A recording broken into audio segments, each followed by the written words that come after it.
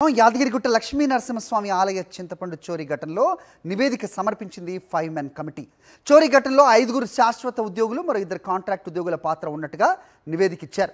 2 సూపరింటెండెంట్లు, పులిహోర తయారీ కేంద్రంలో మరో 2 ఉద్యోగులు, ఒక క్లర్క్ కొంతకాలంగా వాటాలు తీసుకుంటున్నట్టుగా నివేదికలో పొందుపరిచినట్టుగా సమాచారం. కాంట్రాక్ట్ ఉద్యోగులు మధు, గణేష్ ద్వారా చింతపండు చోరీ చేయిస్తున్న వైనం బయటపడింది. అనంతరం ఆ చింతపండును బ్లాక్ మార్కెట్కు తరలించేవారు. కొన్నేళ్లుగా ఈ దందా సాగుతున్నట్టు తెలుస్తోంది.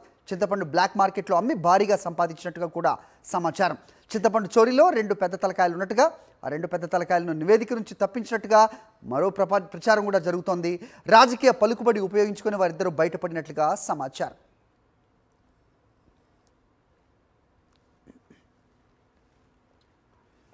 ఈ అంశంపై అప్డేట్స్ మా కరెస్పాండెంట్ అశోక్ ఇస్తారు. అశోక్, ఏం జరుగుతోంది? గుడిలో చింతపండును సైతం దోచేస్తున్నారంటే ఏం చెప్పాలి? ఏంటి మీద గిల్ ఇన్పుట్స్?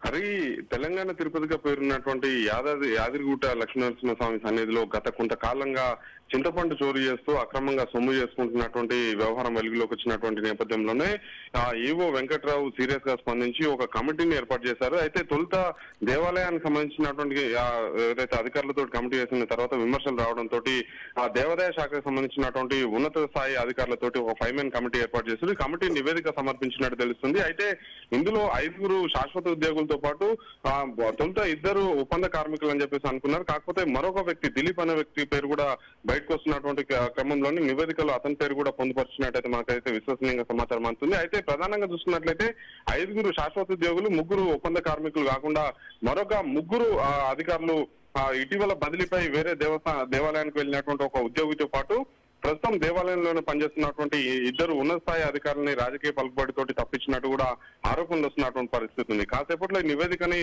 మీడియా ముందు ప్రవేశపెట్టేటువంటి అవకాశం కనిపిస్తుంది. అయితే ఇందులో 5 శాశ్వత ఉద్యోగులతో పాటు పక్కకు తప్పించినటువంటి వ్యక్తుల ప్రమేయం పైన కూడా విచారణ చేయాలి, వాళ్ళ మీద కూడా ఖచ్చితంగా సీరియస్ యాక్షన్ తీసుకోవాలని చెప్పేసి కూడా డిమాండ్స్ వినిపిస్తున్నాయి. ఇదే సమయంలో భక్తులతో పాటు హిందుత్వ సంఘాలు కూడా గత కొంతకాలంగా ఈ 3 పాత్రపై కూడా ఆరోపణలు చేస్తున్నటువంటి పరిస్థితి కనిపిస్తుంది.